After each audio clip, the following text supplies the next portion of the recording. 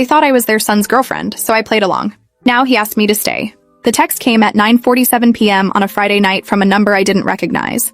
Thank you for agreeing to this. My parents arrive at 10 a.m. tomorrow. I'll Venmo you the $500 we discussed. Address below. I stared at my phone, confused. I hadn't agreed to anything. I didn't know this person. This was clearly sent to the wrong number. I should have texted back immediately explaining the mistake. Instead, I screenshot the message and sent it to my best friend Kai with 3 question marks. She called within seconds. Are you secretly doing weird gigs now? This was sent to me by accident. But $500 though. For what, like 4 hours of work? She was reading the message I'd forwarded. It says brunch with parents. Pretend to be girlfriend. Keep conversation light. No physical contact beyond hand-holding. I read it again. Someone was paying a stranger $500 to fake being their girlfriend for one meal with their parents. That's insane, I said. That's rent money, Kai countered. I'm not pretending to be someone's girlfriend for money. You're pretending to be a functional adult at your job every day for way less. She had a point. But this was different. This was fraud. Deception. Definitely illegal in some way I couldn't articulate. My phone buzzed again. Same unknown number. Also, my mom will ask about your job. You're a teacher. Elementary school. We met at a coffee shop 6 months ago. I spilled my drink on you and bought you a replacement. We've been inseparable since. Keep it simple. See you tomorrow. Another text came through. Venmo sent. $500. Thank you again. I checked my Venmo. Sure enough, $500 from someone named Nathan Gallagher with a note that said, brunch tomorrow. Oh my God, I said to Kai. He just sent me the money. What? He thinks I already agreed to this. He sent $500 to the wrong person and doesn't realize it. So text him back and explain.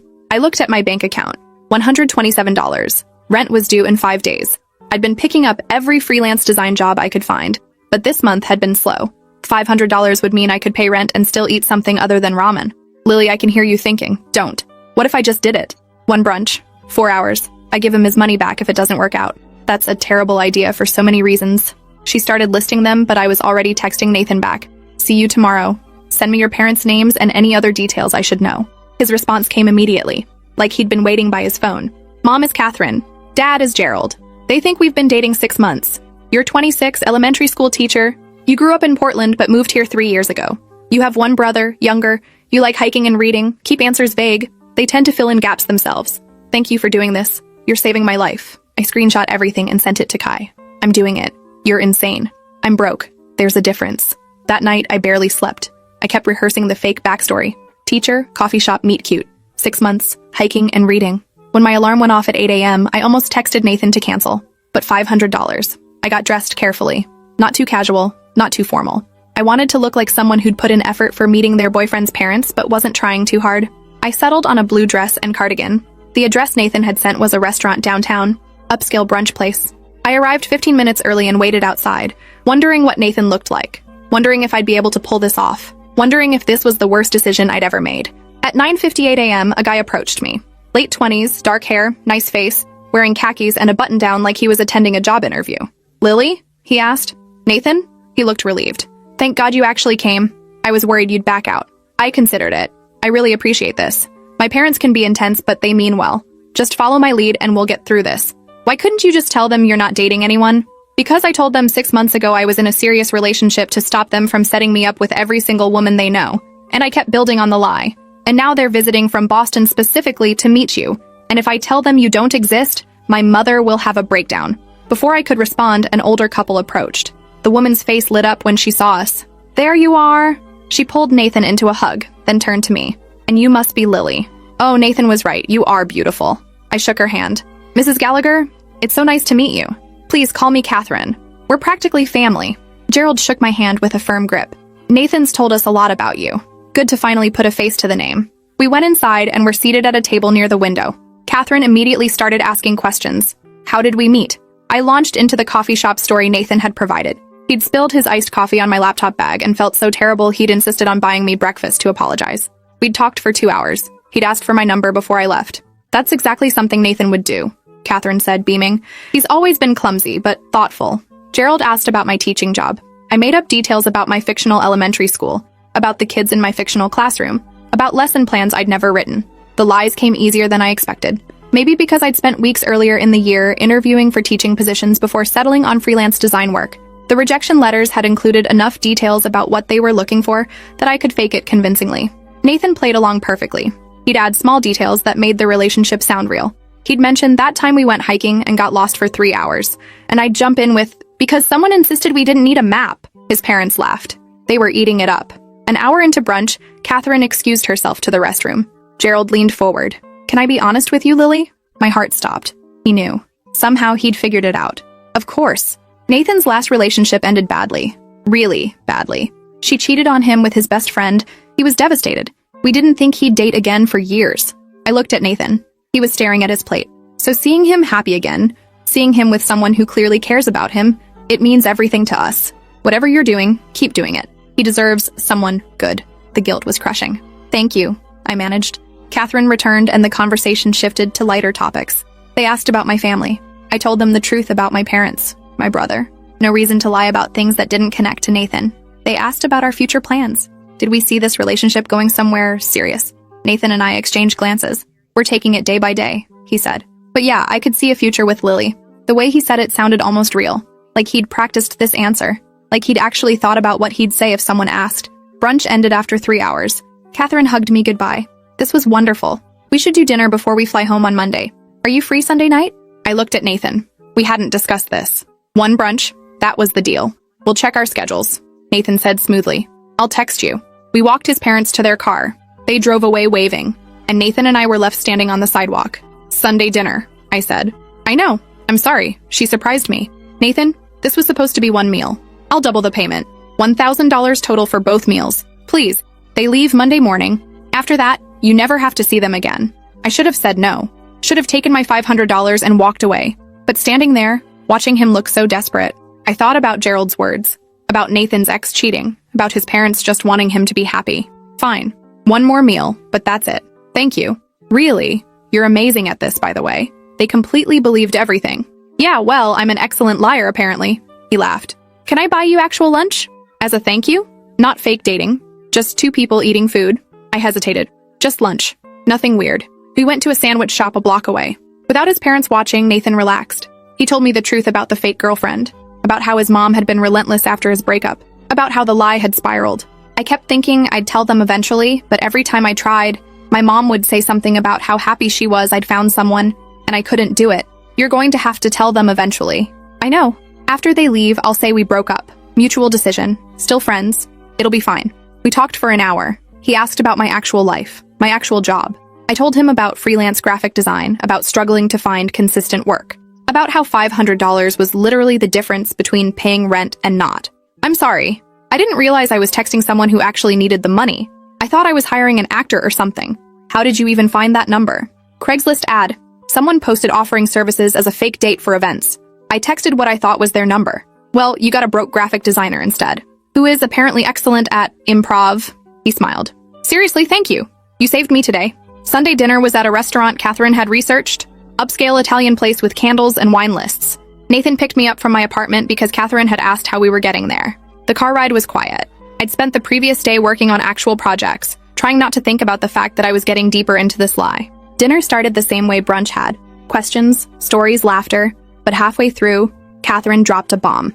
Gerald and I have been talking. We'd love to fly you both to Boston next month. Show Lily where Nathan grew up. Maybe meet your family too, Lily? I froze. Nathan jumped in. That's really generous, but Lily's schedule is pretty packed with school. It would be during summer break, Catherine countered. Perfect timing. We'll definitely think about it, I said, trying to sound enthusiastic. Under the table, Nathan's leg was bouncing like it had at brunch. After dinner, his parents headed back to their hotel. Nathan and I sat in his car in the parking lot. Boston, I said. I know. Nathan, this is getting out of control. I'll tell them we broke up before then. I promise. You said that about Sunday dinner? I know. I'm sorry. I'm a coward. We sat in silence. Can I ask you something? I said. Why haven't you just met someone for real? You're not bad looking. You seem nice. Why fake it? He was quiet for a long time. Because everyone I've tried to date, I compare to her, to my ex. And I'm terrified of getting hurt like that again. It's easier to be alone. But my parents don't understand that. So you invented a perfect girlfriend who can't hurt you. Yeah. He looked at me. Except you're not invented. You're real. And you've been kinder to me in 2 days than my actual ex was in 2 years. Something in his tone made my chest tight. Nathan, I'm not hitting on you. I know this is fake. I just mean, thank you for seeing me spiral and still showing up. The next morning, Catherine texted me. Not Nathan. Me. It was so wonderful meeting you, Lily. Nathan is lucky to have you. We hope you'll come to Boston soon. I screenshot it and sent it to Nathan.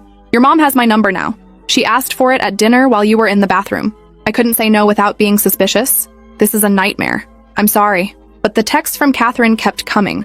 Photos of Nathan as a kid, recipes she thought I'd like, questions about my favorite flowers. She'd decided I was part of the family and there was no stopping it. 2 weeks later, Nathan called me.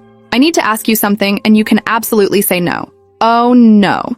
My parents are coming back for my birthday next month. They want to throw a party, and they're expecting you to be there.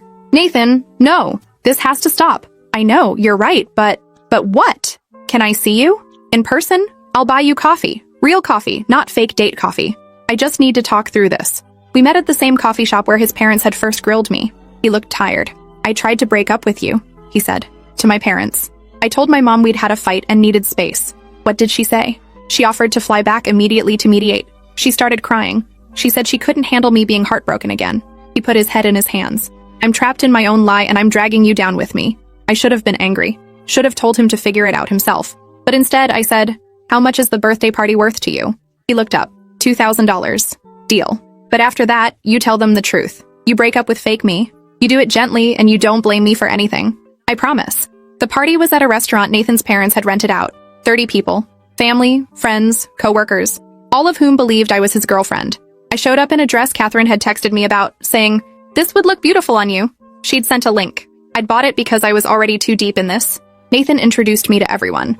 His college roommate, his work friends, his aunt who grabbed my hand and said, finally, someone good for our Nathan.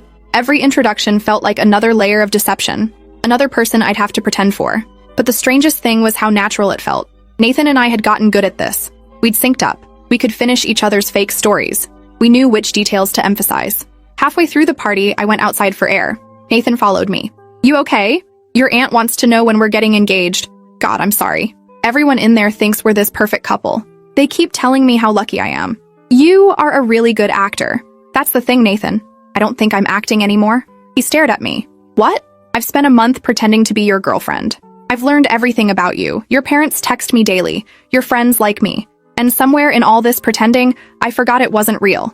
Lily, I know this is insane. I know you hired me to play a role, but I need to tell you this before I keep lying to myself. I think I actually like you.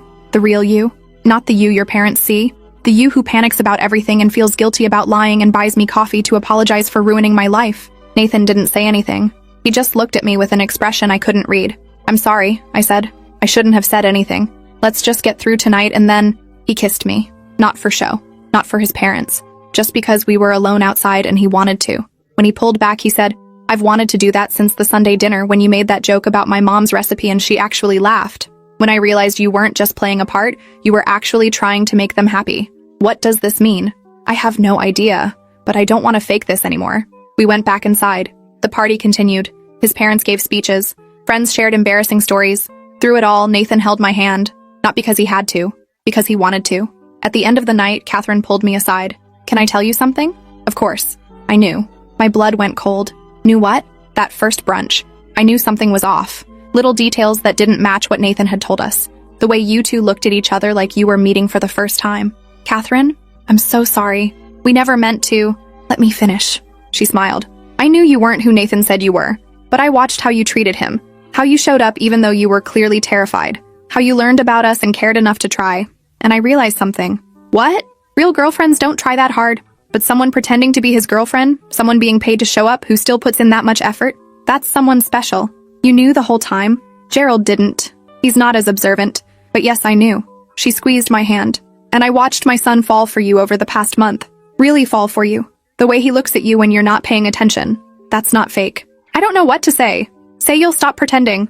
Both of you. Whatever this is, make it real. Because I haven't seen Nathan this happy in years. 2 months later, Nathan and I were still together.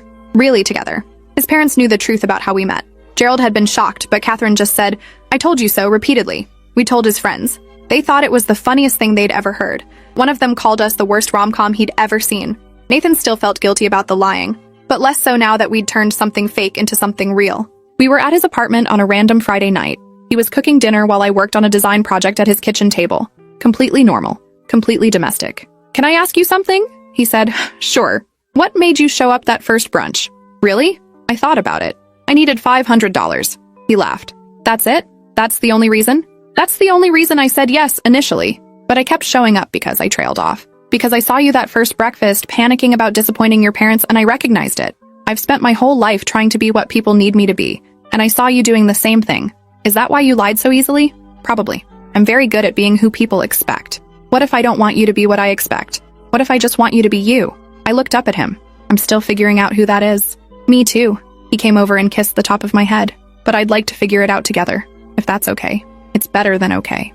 6 months after that first brunch, Catherine and Gerald visited again. This time, there was no pretending, no fake stories, just the truth. We told them about the wrong number, about the $500, about how I'd shown up thinking it was a one-time gig. Catherine laughed so hard she cried. I knew something was off, but this is so much better than I imagined. Gerald was less amused. You paid someone to pretend to be your girlfriend? I was desperate, Dad. And you agreed to deceive us for money? He asked me. I was broke. And also, your wife is very intimidating. Catherine gasped. I am not. You asked me about my 5-year plan within 10 minutes of meeting me. That's a normal question. Gerald cracked a smile. She is pretty intimidating. We had dinner together that night. Real stories this time. Real history. Catherine wanted to know everything about how we'd actually fallen for each other. It was the third fake date, Nathan said. We were having coffee and you laughed at something I said. A real laugh, not a polite fake one. And I thought, I want to hear that laugh for real. For me, it was the birthday party, I said.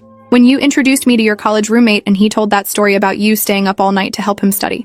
And I realized you were actually the kind person you'd been pretending to be for your parents. So the fake version was the real version? Catherine asked. More or less, Nathan said. I think we were both pretending to be better versions of ourselves. And then, we accidentally became those versions. A year after that first brunch, Nathan and I moved in together. Catherine sent a care package with kitchen supplies and a card that said, for our favorite accidental couple. She'd also included $500 cash with a note. Lily's original fee returned with interest. Thank you for being brave enough to show up that day. I called her immediately. Catherine, I can't accept this. You can, and you will. You gave me my son back. Not the one who was hiding and lying, but the real one. The happy one. $500 doesn't begin to cover that. He's pretty great. So are you, sweetie. Now put that money towards something fun. Take a real vacation together. Not a fake one. We used the money for a weekend trip to the coast. Just us, no pretending, no parents. On the last night, sitting on the beach, Nathan said, I have a question. Okay, if you could go back to that morning, would you still show up? I thought about it. Probably not. It was objectively a terrible decision. But I'm really glad I did. He pulled me closer. Me too. 2 years after the first brunch, Nathan proposed. Real proposal, real ring, real emotions. Catherine and Gerald flew in for it. She cried. He pretended not to cry, but definitely cried. At the engagement party, Nathan's college roommate gave a speech. I've known Nathan for 10 years, and I've never seen him as happy as he's been since he accidentally hired his girlfriend on Craigslist.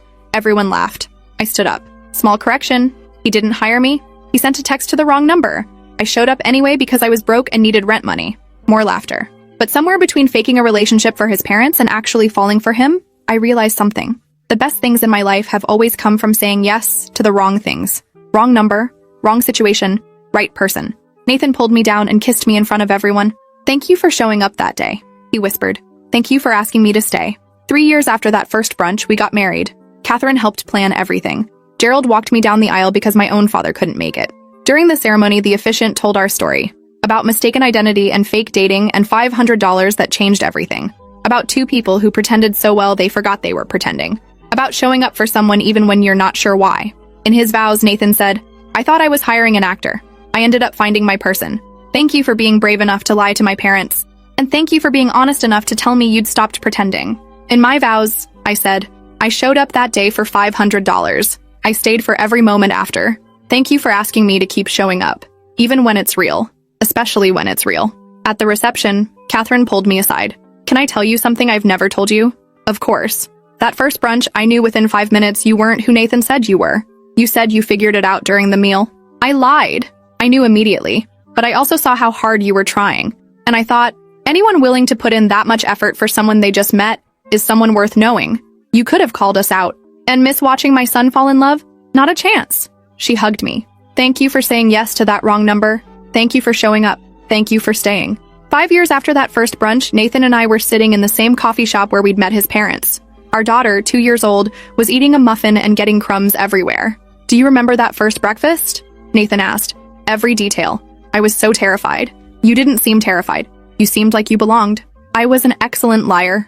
You still are. I kicked him under the table. I'm kidding. Mostly. Catherine texted. Photo of her and Gerald holding a banner that said, Happy 5-year wrong number anniversary. She'd been celebrating the anniversary of my first fake appearance every year. Your mom is ridiculous, I said, showing Nathan. She's the best. Our daughter looked up. Gamma Catherine? Yes, we'll see Grandma Catherine this weekend. Tell story? Nathan and I exchanged looks.